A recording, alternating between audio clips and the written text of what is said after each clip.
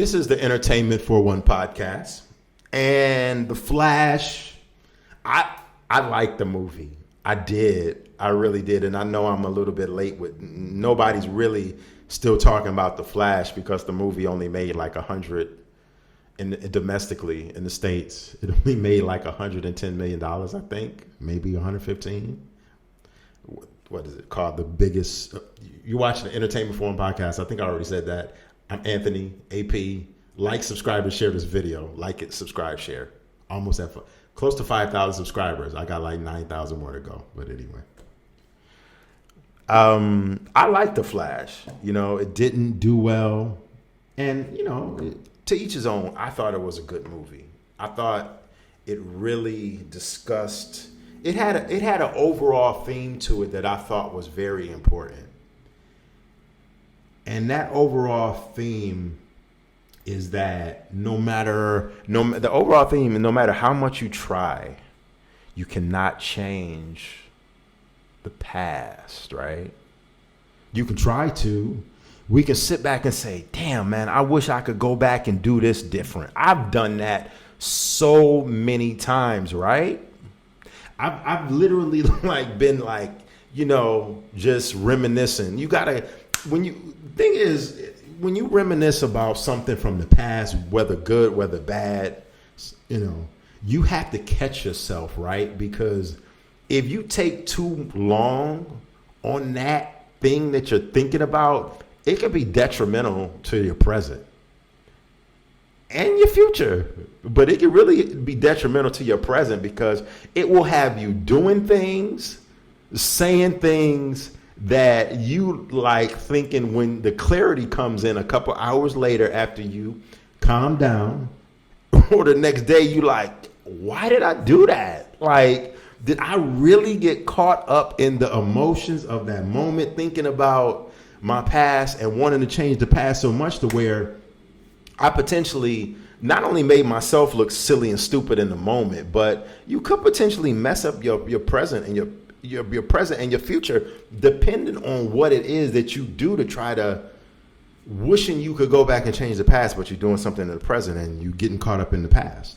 And that's what happened to Barry in The Flash. You know, he thought he could go back and change his mother's death, and he ended up screwing up the present and the future.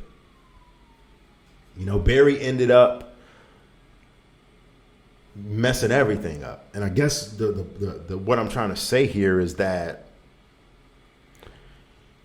everything has a trajectory, right? Everything happens for a reason. Because if we try to go back and change something that happened years ago, that could have a vast effect on what's going on right now. And I know a lot of us get caught up in that. Well, if I wouldn't have did this, then this would have happened, right? If I wouldn't have took that job years ago, I would be at another place better, right? If I wouldn't have dated this ladies, if I wouldn't have dealt with this guy, I would have had my husband 10 years ago, and I would have been on my 10-year anniversary, right? Fellas, listen, if I wouldn't have spent so much time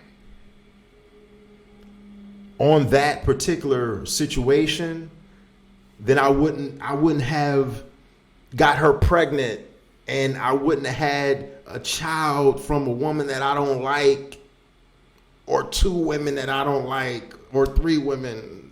I wouldn't have had that one night stand. Whatever it is, you could relate it to whatever scenario you want. I'm just saying, it's just good to be aware that every action, every thought does not necessarily. We are in the now, right? We're in the now for a reason, right? Everything has a trajectory. And I think that's one thing that The Flash taught me was that we're here at this moment for a reason. And just because if we could go back into the future and go back to the future, that doesn't necessarily mean that things is going to change out for our favor. You know, I want to know what you got to think about The Flash and that whole concept of the film. I thought it was a great film. I thought it was really good. I thought it was really entertaining. Say what you want to say about Ezra Miller. I thought Ezra Miller did his thing in the movie. I really did. I thought Ezra Miller really was good. I thought Michael Keaton was good in the film. You know, I thought I forget her name, but as Supergirl, Superwoman, she did a great job in the film. It's just sad that the film is probably the biggest tank in Warner Brothers or DC history, of course. It always looks good on the other side of your current fate, but be careful what you wish for. It always looks good on the other side of reversing something, but be careful what you wish for. And one thing that I have figured out, whether you're Christian, whether you're Muslim, whether you're 5%er, Nation of Islam, whether you're Jewish, whether you're Catholic, whatever you consider your higher supreme being, universe, whatever you subscribe to. Me, I'm a Christian, of course. But whatever you subscribe to, that higher power, that higher calling, that higher being, God is a redeemer of time. What's yours is yours. It might take you forever to receive it, right? But it's already destined for you if the Most High has approved that thing for you. Because we find ourselves in past situations that we know aren't good for us, because we scared to move on from that situation. I'm not talking about relationships. You could apply it to that too. But because we don't want to get out of our comfort zone, whatever that is in life, we could be holding ourselves back from something great. But we got to let that thing go so we can receive what's for us. That's just a side note that don't got nothing to do with The Flash, but it does have something to do with The Flash. I just wanted to throw that out there. So yeah, Flash was a good movie. I liked it. You know, I especially like that blue and gray suit that Ben Affleck was rocking and wearing in the beginning of the film. That film, The Flash, had the best 15 minutes of any superhero film I have ever seen. Debate me on that in the comment section if you don't think I'm right. I know I'm right. That 15 minutes, that bank chase, bank robbery scene, Ben Affleck needed his own Batman film, his own standalone Batman film.